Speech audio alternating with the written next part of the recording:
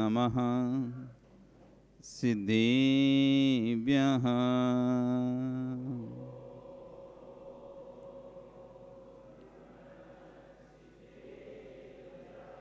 ॐ नमः सिद्धेभ्यः।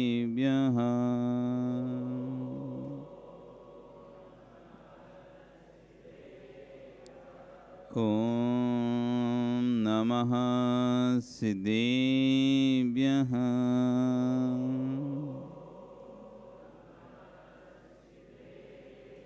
तिर्यणि खग्गिणाय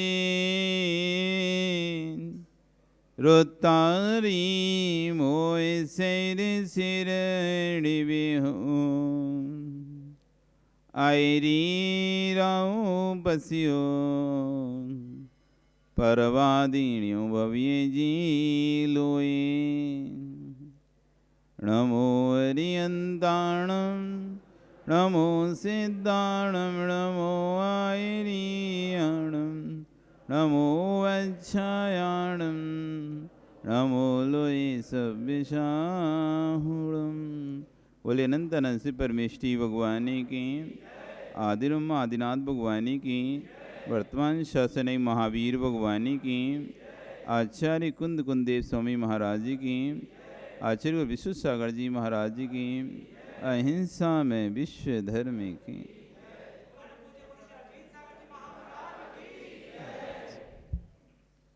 भवबंधु, वर्तमान शासन न्यायिक वर्धमान स्वामी के शासन में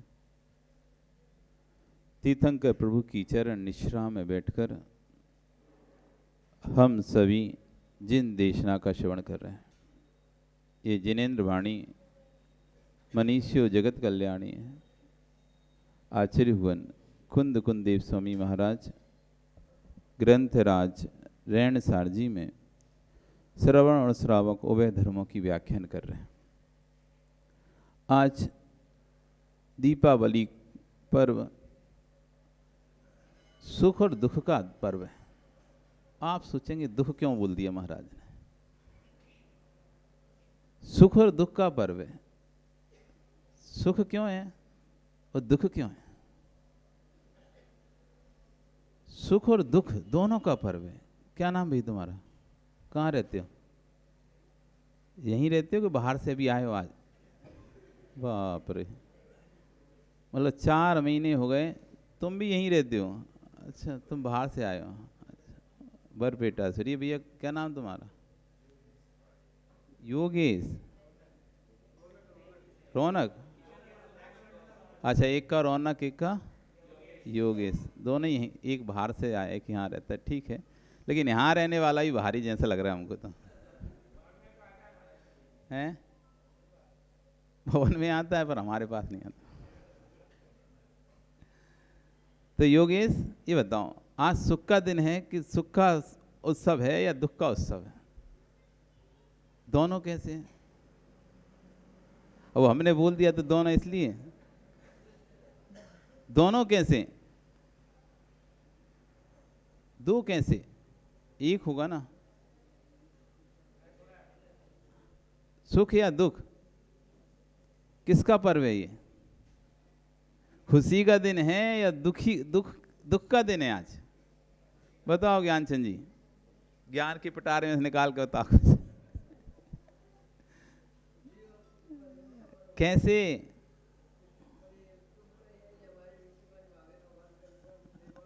हाँ, तो निर्वाण हो गया तो दुख हो गया तुमको? नहीं, निर्वाण हुआ तो दुख हो रहा है तुम्हें। लोग तो सौदरमिंद आके तो खुशी मनाते हैं। तो दुख किसका है?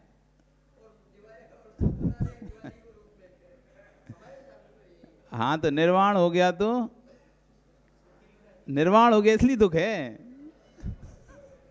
मतलब उनको निर्वाण नहीं होना चाहिए था, यही संसार में रहना चाहिए था। नहीं, दिवाली नहीं, हम तो ये पूछ रहे हैं निर्वाण हो गया भगवान का तो सुख है क्या दुख है? भगवान आदिनाथ स्वामी कैलाश पर्वत पर योग निरोध में बैठे हुए थे और जब भगवान को मोक्ष हुआ तो सौधर्म इंद्र कि यहाँ पर बिना बजाए सब वाद्य यंत्र बजने लगे। तो सौधर्म ने समझ गया कि भगवान को निर्वाण हो चुका है और उनका निर्वाण कल्याणक बनाने के लिए संपूर्ण गाजे बाजे के साथ, पूरे दल बल के साथ कैलाश पर्वत पर पहुंचता है और देखता है कि भरत चक्रवर्ती कहाँ है, क्योंकि सूचना तो सही मिल जाती है। भरत चक्रवर्ती क्यों नहीं आया अभी तक? क्योंकि भगवान का प्रमुख श्रोता भी है और भगवान का पुत्र भी था गृहस्थ अवस्था में, तो इसको तो पहले पहुंचना चाहिए वहां पे।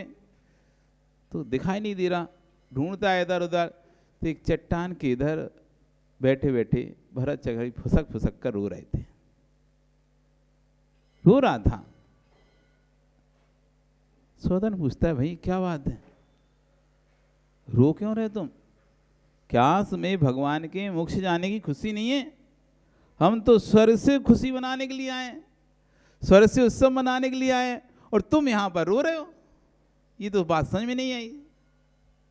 तो कहता है, खुशी की बात तो है, भगवान को मोक्ष हो गया है, लेकिन मैं रो इसलिए रहा हूं, अब मुझे किसी प्रश्न का समाधान चाहिए तो किसके पास जाऊंगा? अभी तो कुछ भी होता था तो स्वामी ने पूछ लेता था, अब किसके पास जाऊंगा? माताओं, आपकी जब शादी हुई थी तो आपके माता पिता दुखी थे कि खुश थे? बला टली इसलिए दूसरे के गले में गई। खुश थे या दुखी थे? क्यों? दोनों क्यों थे? खुशी इसलिए थी, बला टली इसलिए। तो खुश क्यों थे? वो तो बाद में पता चलेगा कौन से घर में गई। खुश क्यों थे और दुखी क्यों थे? हाँ, और खुशी क्यों थे? बला टल रही है तो इतना परेशान करती थी, इतना परेशान करती। अब जाके ससुराल में पता चलेगा, यहाँ पे तो बड़े नखरे रहते थे इसके, ये नहीं खाना, वो नहीं खाना, इतने बजे उठना है, ऐसा करना है, वैसा करना है। कितने नखरे रहते हैं एक मायके में बेटी के। हाँ, तो पियर में नखरे रहते हैं ना, तो वे सोचते हैं चलो अब गई, अब देखते हैं। सुकेश, सही है ना? तुम भी कहते इतने नखरे तुम अपने यहाँ जितने दिखा रहा है। सही है, तुम्हारे दब के रहता होगा, कहाँ से बोल पाए तुम्हारे सामने। हम नहीं बोल पा रहे तो वो क्या बोल पाए। सही है सुकेश, सोच लो, अब समझ में आता है बाल क्यों उड़ गए। अब राज है, ये राज खुला है। तो एक जैसे बेटी घर से विदा होती है तो इस बात की खुशी रहती कि उसका घर बस गया। माता पिता को किस बात की खुशी रहती है कि चलो अब घर बस गया, वो भी अपने घर में अब सुखी शांति से रहेगी। पर दुख ये रहते कि अब उसकी जो बातें थी या उसके कारण जो घर में माहौल बना रहता था, हंसी मजाक का, उत्साह का, आवाज़ें गूंजती रहती थी, लड़ाई झगड़ा कुछ भी होता रहता, अब वो आवाज़ सुनने नहीं मिलेगी। जो चहल पहल रहती थी वो आवाज़ सुनने नहीं मिलेगी। लेकिन तभी एक खबर और आ जाती है, क्या? बहू की बेटी हो गई है। फिर खुशी आ गई, चलो एक बेटी गई कोई बात नहीं, दूसरी बेटी घर में आ गई। एक बेटी गई कोई बात नहीं, दूसरी बेटी आ गई। भगवान का निर्माण उत्सव बड़ी खुशी की बात है, लेकिन दुख इस बात का था कि बस आज तीर्थंकर सूर्य का अस्त हो गया। अब इस धरा पर कोई भी अगला जब तक चौथा काल नहीं आएगा, कोई तीर्थंकर नहीं होगा। तीर्थंकर परंपरा का अभाव हो गया।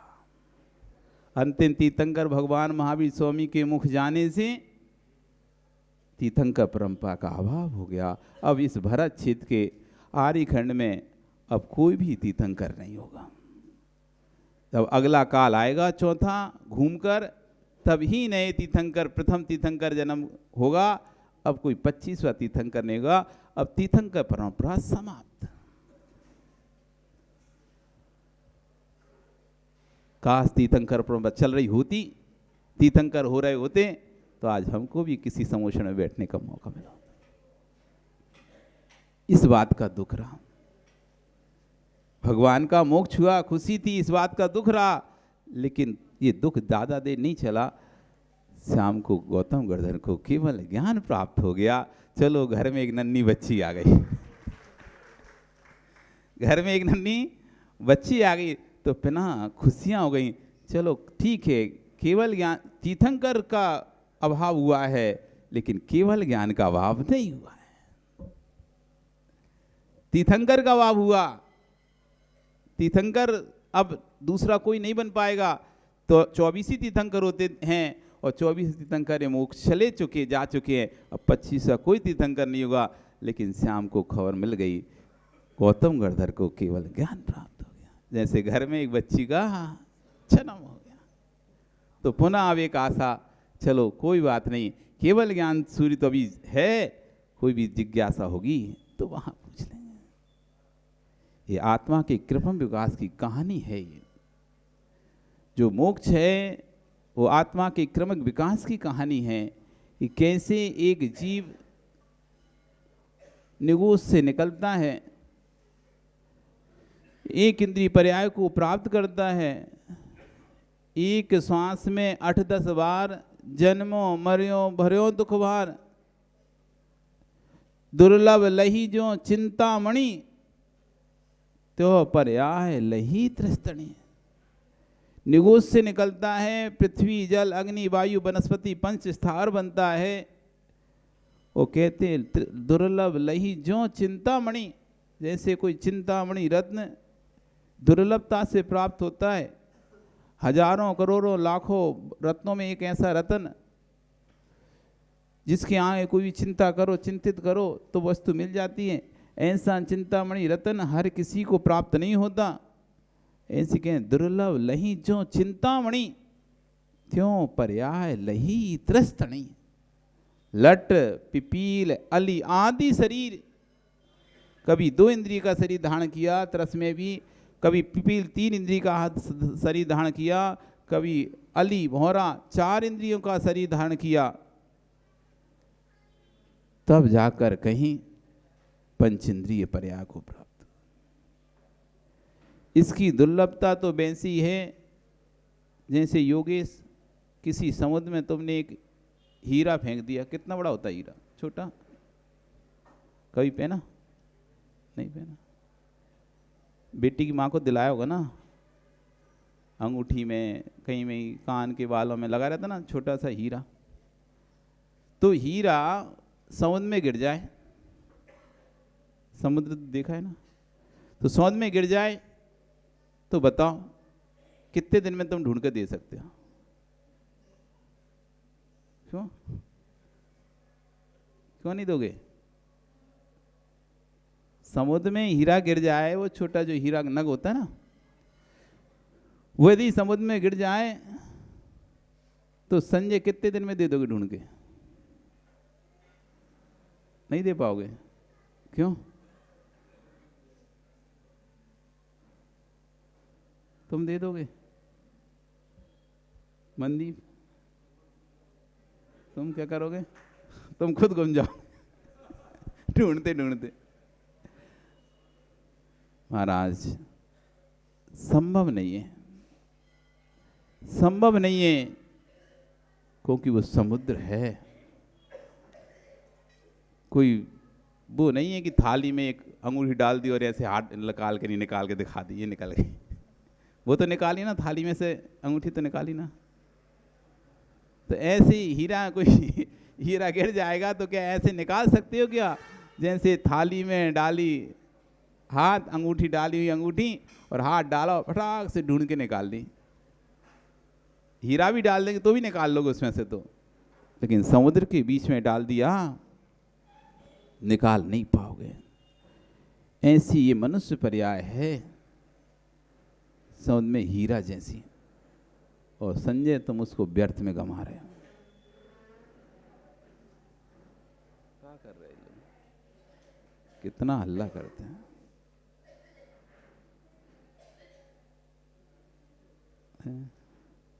नीचे हो रहा है कि ऊपर हो रहा है? अच्छा भैया ठीक है, अम्मा जल्दी व्यवस्था कर लो अपनी, हम प्रवचन शुरू करें फिर।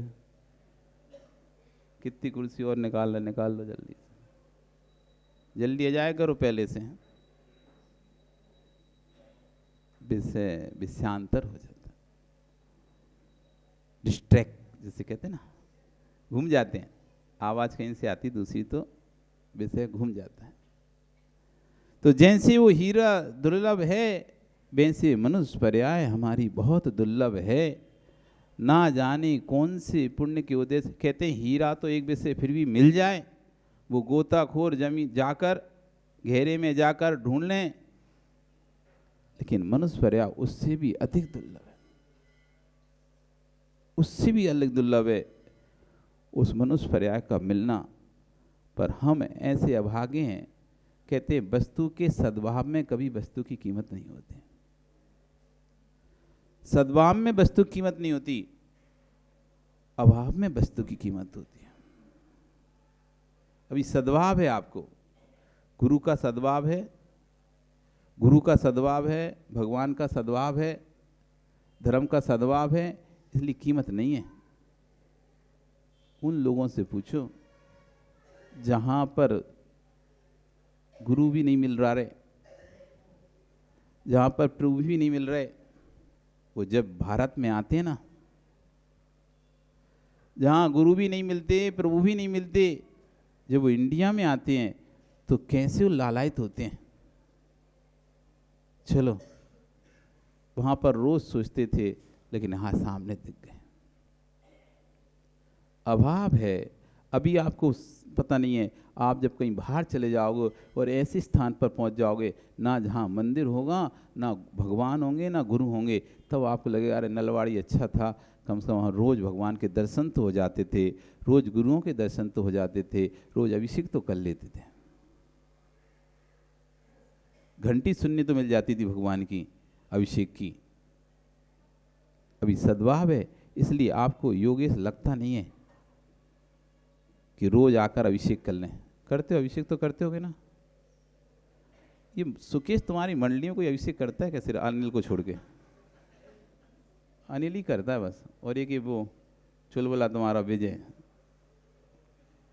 और भी करते हैं कोई? क्यों अनिल, और भी कोई है कि तुम्हारा साथी अभिषेक में? दो ही हैं बस।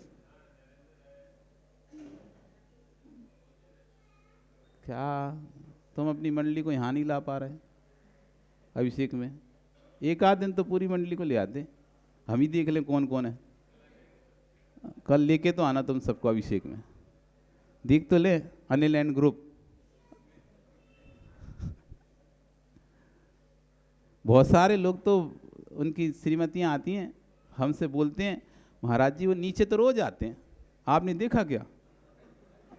मैंने कि नहीं भैया हमने तो नहीं देखा, आते तो रोज होंगे पर हमें नहीं पता। हमारे पास तो अनिल, सुकेश, मुकेश, ये 3-4 विजय, 4 लोग आते हैं मंडली की, उस टेचू का पापा कह लो, और कौन है, पवन है, ऐसी 4-5, 2-4 के नाम याद नहीं है, इतने ही आते हैं।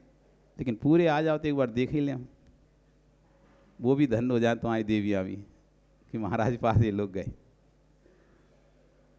दुर्लभ लई जो चिंतामणि, जैसे चिंतामणि रत्न दुर्लभ है वैसे ये मनुष्य पर्याय मिलना दुर्लभ। इस पर्याय के मिलने पर भी उसके सद्भाव में हम उसकी कीमत नहीं कर रहे हैं, लेकिन जिस दिन तुम्हें इस पर्याय का अभाव होगा और तुम स्वान बनोगे या कुछ और त्रिंश बन जाओगे, तब तुमको जाति स्मरण होगा।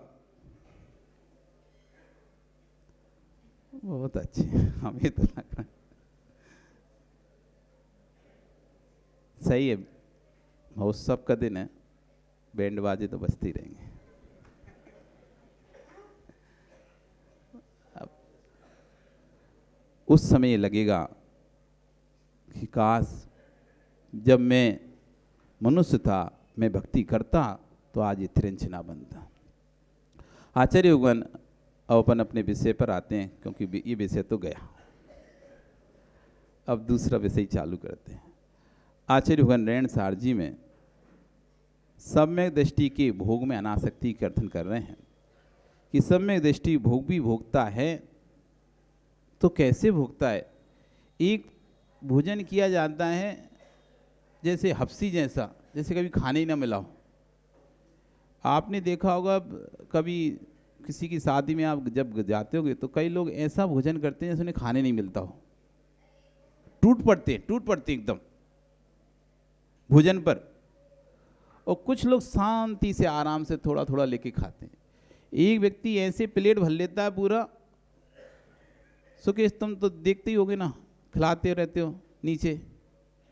एक व्यक्ति ऐसे प्लेट भरता है जैसे उसे खाने ना मिला हो, अभी खत्म हो जाएगा सारा भोजन। इतना भोजन है तब भी वो चार पूड़ी रख लेगा, उसी में नमकीन भी, सब दाल भी, सब्जी सब मिला लेगा। ऐसा इतनी थाली भर लेगा एकदम। वो खाएगा क्रम से ही।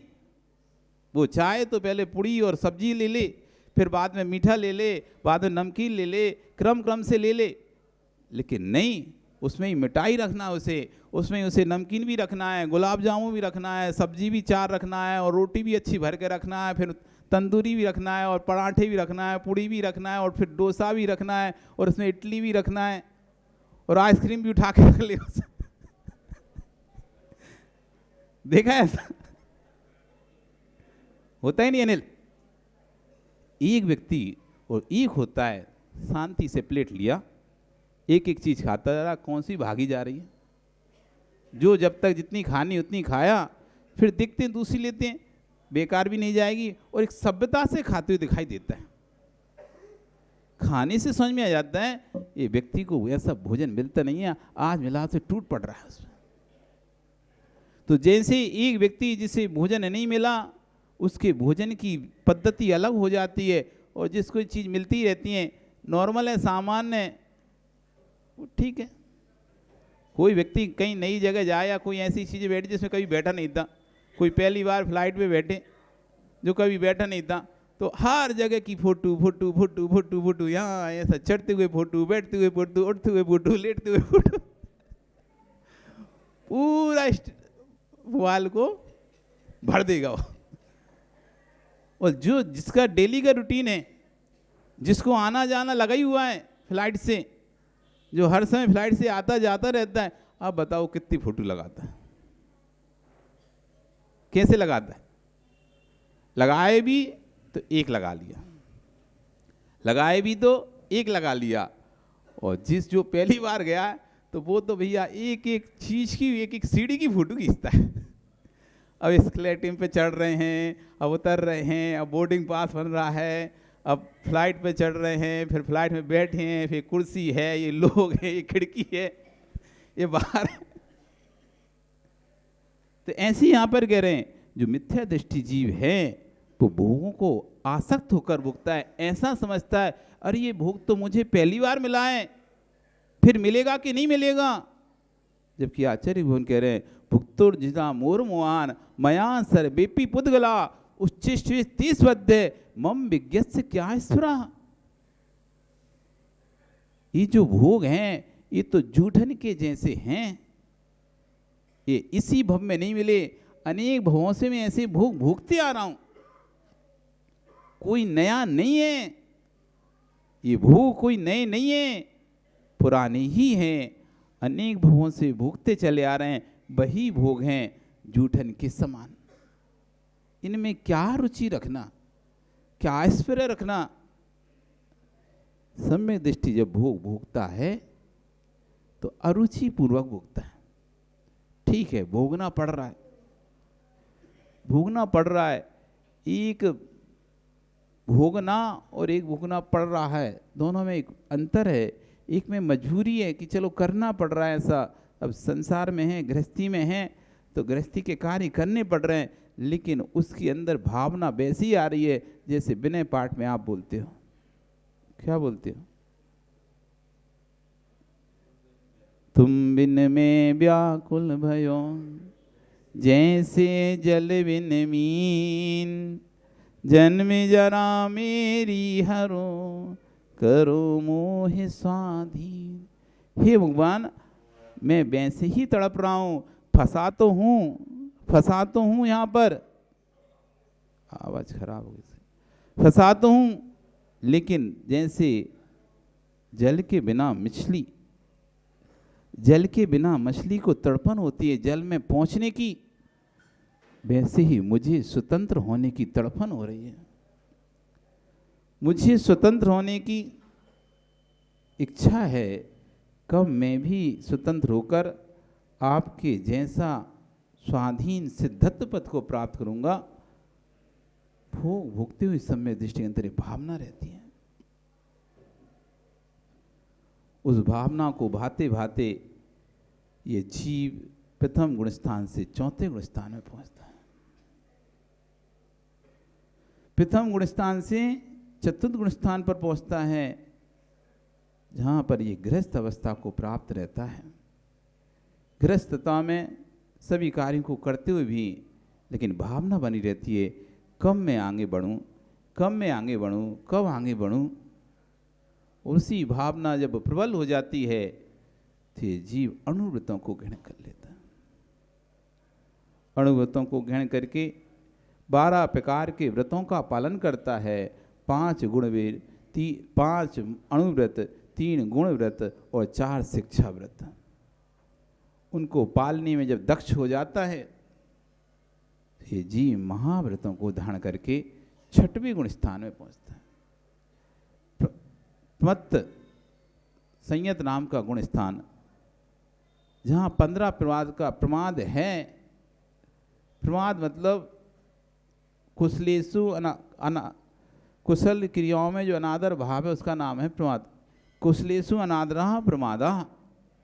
कुशल क्रियाओं में कभी ये सामयिक में भी प्रमाद कर लेता है, कभी स्वाध्याय भी प्रमाद कर लेता है, कभी क्रिया में भी चर्या में भी प्रमाद कर लेता है, इसलिए इसका नाम है प्रमत्त गुण स्थान। ये 6वां गुण स्थान है, प्रमत्त गुण स्थान। ये जहाँ पर जीव संयम को तो प्राप्त करता है लेकिन पूर्ण संयम नहीं है, यहाँ पर प्रमाद युक्त संयम है। फिर 7वां गुण स्थान अप्रमाद संयत, प्रमाद से रहित गुण स्थान। फिर 8वां गुण स्थान अपूर्ण अधाकरण गुण स्थान। फिर 9वां गुण स्थान अपूर्ण कर्ण गुण स्थान। फिर 10वां अनुवृत्तिकरण गुण स्थान। 9वां अनुवृत्तिकरण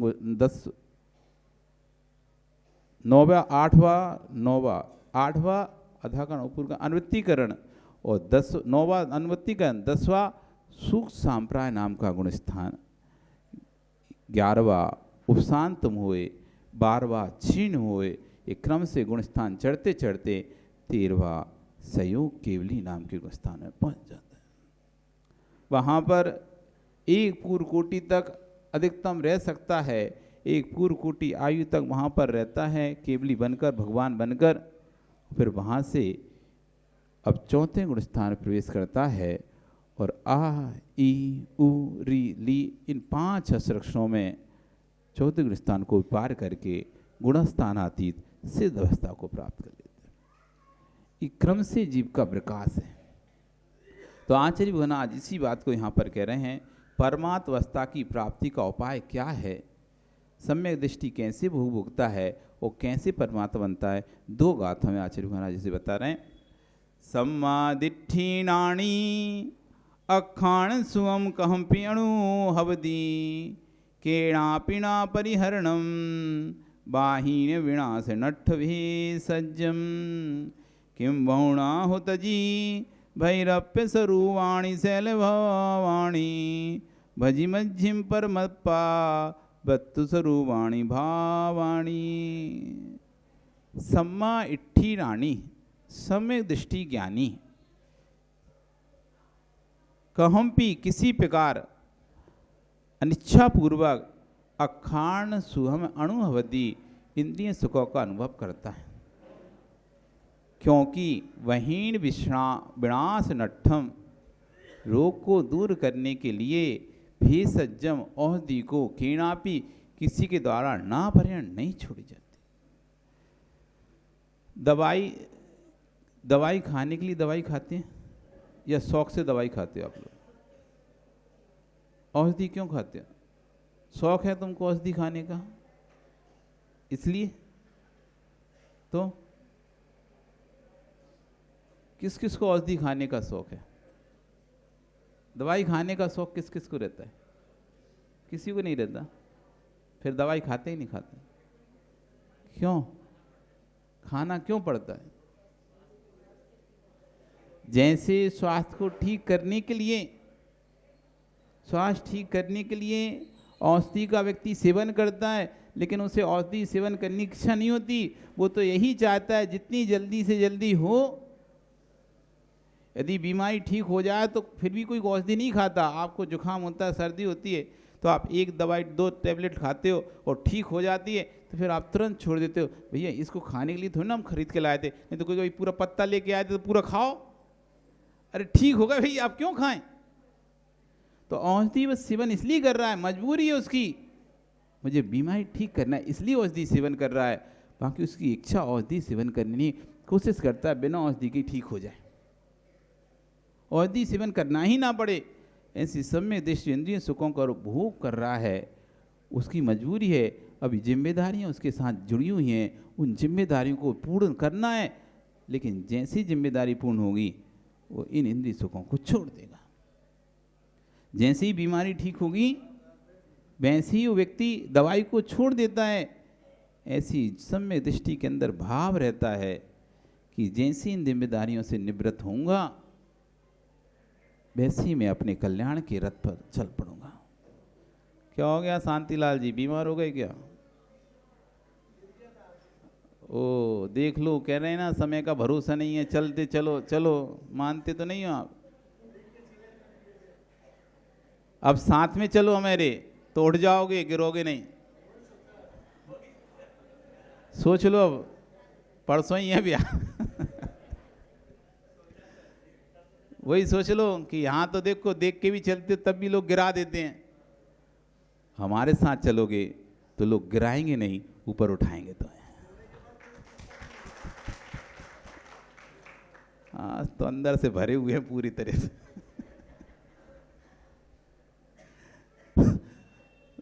ये देखो दुनिया में ऐसा ही होता है भैया, इसलिए दुनिया छोड़ के यहाँ आ जाओ, उठपटक चलती रहती है। तो जैसे सम्यक दृष्टि भोगों को भोगता है, जैसे औषधि खाने वाला औषधि खाने के लिए औषधि नहीं खाता, औषधि ना खाना पड़े इसलिए औषधि सेवन करता है, मजबूरी है उसे। जैसी बीमारी ठीक होगी वैसी मैं औषधि बंद कर दूंगा। ऐसी सम्यक दृष्टि जीव होता है, जैसी उसे निमित्त मिलेगा, जैसी उसकी जिम्मेदारियां पूर्ण होंगी, वो तुरंत ही भाव रखता है कि जैसे ही निमित्त मिलेगा वो मैं सब घर गृहस्थी छोड़कर साधु बन जाऊंगा।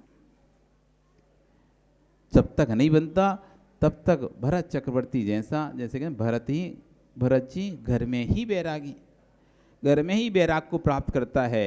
घर में रहकर भी जल से भिन्न कमल की भांति गृहस्थी में रहता है। जैसे कमल होता है, जैसे जैसे पानी बढ़ता है ऊपर ऊपर बढ़ता जाता है, पानी में डूबता नहीं है, रहता पानी में है लेकिन पानी में डूबता नहीं है। जो सम्यक दृष्टि है वो रहता गृहस्थी में ही है, लेकिन गृहस्थी में रहते रहते हर समय एक भाव रहता है, कब मौका मिलेगा, कब समय मिलेगा, कब ये नियोग आएगा कि मैं भी ये गृहस्थी छोड़कर आत्मकल्याण के मार्ग पर लगूंगा। हो अहो किम बहुणा, बहुत कहने से क्या लाभ। भैरप्य रूवाणी स्वरूपाणी, भैरात्मा स्वरूप शैल भावाणी तजी, सकल भावों को छोड़ तथा मध्यम परमात्मा और परमात्मा के वस्तु स्वरूपणी वस्तु स्वरूप भावों को भज। और कहने से क्या लाभ है, इतना ही आचार्य बन कह रहे हैं कि भैरात्म स्वरूप को छोड़ो और जो परमात्मा स्वरूप है, मध्यम आत्मा स्वरूप है, यानी अणुव्रतों को ग्रहण करो, महाव्रतों को ग्रहण करो। अहो ज्ञानियों, अब आचार्य भगवान से व्याख्या करते हुए कह रहे हैं, अहो ज्ञानी, घट को कितना भी धोया जाए, अब माता आपके लिए बोल रहे हैं, देखो सुनो, घट को कितना भी धोया जाए लेकिन जिस घट में मल रखा है उस मल की दुर्गंधी को मिटाना असंभव है। जैसे घट में मल भरा है उस घट को आप कितना भी धो लो तो उसकी दुर्गंधी मिटाना मुश्किल है। वैसे ही आपका शांत हो जाना।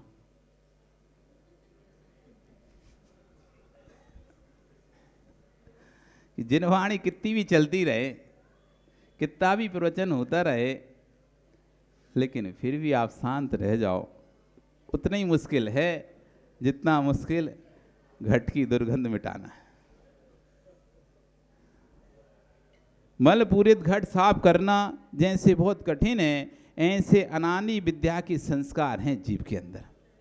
अनादि विद्या के, मिथ्यात्व के, असंयम के संस्कार हैं जिनका मिटा पाना बहुत कठिन होता है।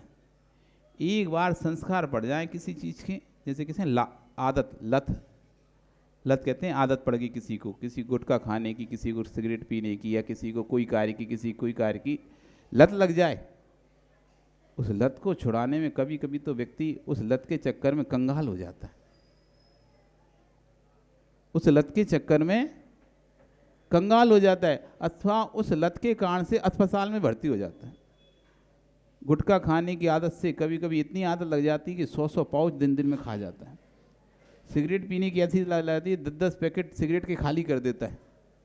और भी अनेक व्यसनों की आदत ऐसी पड़ जाती है कि उससे पूरा शरीर उसका खराब हो जाता है, फिर आखिरी में जाकर बीमार हो जाता है और अस्पताल में भर्ती होना पड़ता है और लाखों रुपए वहाँ पर हड़ताल में। अब एक घर वाले बेचारे वैसे तो एक रुपए के लिए तरस रहे थे, अब इसने और लंबा खर्चा सामने वाले के लाख रहे। तो कह रहे हैं लत जैसे है वो बहुत खराब आदत होती है, उसको छुड़ा पाना बहुत मुश्किल है, क्योंकि बहुत लंबे समय से लगी हुई है। ऐसे ही हमारे अंदर असंयम के संस्कार, मिथ्यात्व के संस्कार अनादि काल से लगे हुए हैं, वासनाओं के संस्कार आदि काल से लगे हुए हैं, इनको छुड़ा पाना उतना ही कठिन है जैसे कह रहे मल पूरित घट को साफ करके उसकी दुर्गंध हटा पाना। क्योंकि मिट्टी आदि, पत्थर आदि में एक ऐसी व्यवस्था रहती है, एक बार जो चीज़ के संस्कार पड़ जाएं, एक बार संस्कार पड़ जाए, पुद्गल में ऐसी व्यवस्था है कि पुद्गल में एक बार जिस चीज़ के संस्कार पड़ जाते हैं तो मिटाना मुश्किल होता है। आपकी जिस पत्थर में जिसको आपने खटाई का जामन के लिए रख रखा है और उसको दही को में डालकर उसके अंदर संस्कार डाल रखे हैं खटाई के, उस पत्थर की आप खटाई मिटाना चाहो बहुत मुश्किल है। आप जब जब उसे किसी भी दूध में डालोगे दूध को फाड़ देगा, जब जब उस बादाम को या नरीटी को किसी दूध में डालोगे फाड़ देगा। वैसे सामान से बादाम खीर बनाते हो आप नहीं फाड़ते, लेकिन उसी बादाम को यदि आप संस्कार करके रख लो खटाई के और फिर उसको किसी भी दूध में डाल दो तो क्या होगा, फट जाता है। उसको कितना भी धो लो, कितना भी धो लो, कितना भी धो लो, वो धो के रखती हो ना, एक बार के जामन के बाद फिर उसे धो के रखती हो, क्या धोने से उसके संस्कार खत्म हो जाते हैं एक बार में? नहीं होते, अगली बार फिर से डालो फिर से जम जाता है। तो जैसे पुद्गल में जो संस्कार पड़ जाते हैं वो मुश्किल से जाते हैं, ऐसे कह रहे हैं जीव के अंदर भी संस्कार मुश्किल से जाते हैं। अनादिकालीन वासना के संस्कार हैं जो जीव के अंतस में विराजते हैं, उन संस्कारों को निकालना बहुत कठिन है। जिनालय में भी पहुंचकर देवादिदेव के चरणों में ही बैठकर जितना समय जीव निकाल देता है वह बहुत अच्छा काम किया, लेकिन फिर से परिणामों से पूछो वहाँ बैठे होने पर भी कितना बैठ पाता है। जिनालय मंदिर में आता है, आप 1 घंटे से यहाँ बैठे हो, 1.5 घंटे से बैठे हो, तो 1-1.5 घंटे में आप शरीर से यहाँ पर बैठे रहे, लेकिन भावों से कितने बैठे रहे? शरीर से तो 1 घंटे हम बैठ रहे हैं, लेकिन परिणाम कितने मिनट हमारे यहाँ पर लगे? विचार करो, मन विचार पाता नहीं, विचार करो, परिणामों से पूछो वहाँ बैठे होने पर भी कितना बैठा रहा। मन के विचार पता नहीं कहाँ कहाँ पहुँच रहे हैं। अरिहंत की उपासना काल में भी वासना ने दबा लिया, जहाँ जिन देव को देखना चाहिए था वहाँ किसी दूसरे का चेहरा ही दिखाई देने लगा। कर्म कहेगा तू अपना स्वभाव नहीं छोड़ पा रहा है, तो मैं भी अपना स्वभाव नहीं छोड़ता हूँ, मैं किसी के साथ मैत्री या शत्रु भाव नहीं रखता हूँ, मेरा काम अवश्य मैं करूँगा। आराधना करते करते विराधना की है उसे तो देख सकते हैं, आराधना करते करते कितनी आराधना की है, वे तो कौन है। आराधना करते करते कितनी आराधना की है, उसकी सीमा ही नहीं है। पद परमेष्टि का आराधना करते करते परिणाम कहाँ कहाँ गए थे। जब तक जीव निस्वतंत्रता का बोध नहीं हो रहा तब तक धर्म प्रारंभ नहीं होता। अब यहाँ पंच परमेष्टि के सामने बैठे हुए भी हमारे भाव कहाँ कहाँ चले जाते। उसने मेरे साथ ऐसा कर दिया, उसने मेरे साथ ऐसा किया, वो ऐसा कर रहा है, ऐसा कर रहा है। ये सब परिणाम जा रहे हैं। जब तक जीव को किसी से जुड़ाव होगा, लगाव होगा, तब तक धर्म प्रारंभ नहीं है। जिस व्यक्ति से तुम्हारी प्रीति हो जाती है, हजारों की भीड़ में चेहरा उसी का दिखता है। ऐसे ही कोटि कोटि देवताओं के बीच में अरहंत से प्रीति हो जाए तो चेहरा मात्र उनका दिखने लग जाएगा। लेकिन हमारी अरहंत से प्रीति नहीं है, संसार से प्रीति है। कह रहे हैं कि जैसे किसी से प्रीति हो जाती है, हजारों के बीच में भी बैठे रहें, वो भी हजारों के बीच में बैठा रहे तो हमें एक बार में दिख जाता है, नज़र ढूंढ लेती है। ऐसी अरहंत से प्रीति हो जाए, फिर हजारों देवी देवताओं के बीच में तुमको अरहंत की प्रतिमा ही दिखाई देगी। अरहंत से प्रीति हो जाए तो चेहरा मात्र उनका देखने लग जाए और संसार से तेरा कल्याण हो जाए। ये तो आप अपने अनुभव की बात है कि जहाँ जिसकी प्रीति है वह अलग से उसे देख रहा है या उससे दिख रहा है, वह से ही दृष्टि पर ध्यान दो। राग भर कर परिवार का पालन कर लेना ये कोई महत्व की बात नहीं है। ये तो चिड़िया कबूतर भी करना जानते हैं, परंतु वैराग से भरकर परिवार में रहकर परमात्मा पद को प्राप्त करने की भावना रखना, ये महत्वपूर्ण बात है। राग से भरा होकर गृहस्थी का पालन करके मर जाना, ये तो चिड़िया कुत्ता जानवर सब जानते हैं। लेकिन वैराग से भरकर परिवार का पालन करने के बाद दीक्षा लेते हुए अपना कल्याण करना, ये बहुत बड़ी बात है। इसलिए अपने जीवन में एक भावना भा के जरूर रखो।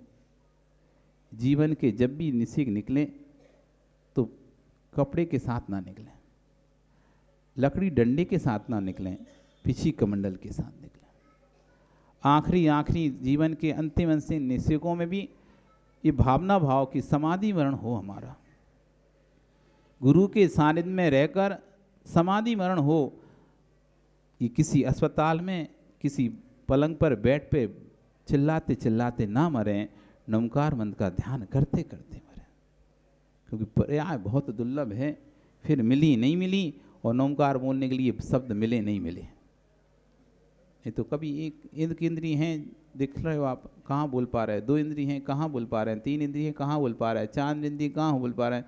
5 इंद्रिय में 3 हैं, कहाँ बोल पा रहे हैं। हम मनुष्य है, नारकी बन गए, कहाँ बोल पा रहे हैं।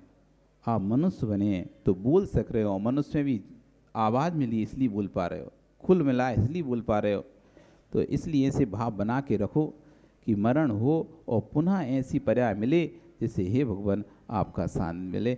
आज के लिए इतना ही काफ़ी है, समय हो गया। थोड़ा सा माहौल खुशी का ज़्यादा है ना और उत्साह का ज़्यादा है, इसलिए आज यहीं पर समाप्त करते हैं। अपने जीवन में जैसे भगवान भगवती स्वामी मोक्ष को प्राप्त हुए, वैसे हम भी कुछ ऐसा पुरुषार्थ करें, इस भव में नहीं तो किसी ना किसी भव में मोक्ष को प्राप्त हों। इसी मंगल भावना के साथ बोली भगवान महावीर स्वामी।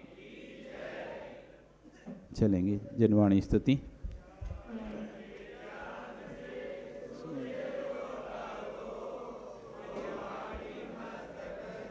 सदा देते हूँ दो हे जिन वाणी भार दी दो है जपो दिन रे जो तेरा शरणा गहे दीप बजू अरिहंत को गुरु सेवा निर्ग्रहण दया धर्म पालो सदा यही। 9 बार 9 करो।